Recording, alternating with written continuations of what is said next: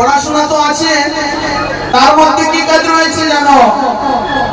একটু নীরব স্থান পেলে, নির্জন স্থান পেলে এখানে বসে মোবাইল দিয়ে শুধু গেম আর গেম।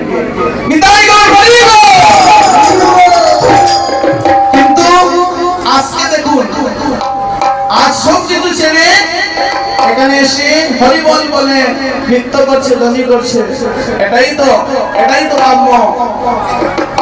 আর আমার দিদিরাও ঘরের কাজকর্ম ছেড়ে আজকে কীর্তনে এসে কীর্তন শ্রবণ করছে। বলবেন দাদাদের কথা বললো আর দিদিদের কথা কিছু বললো না।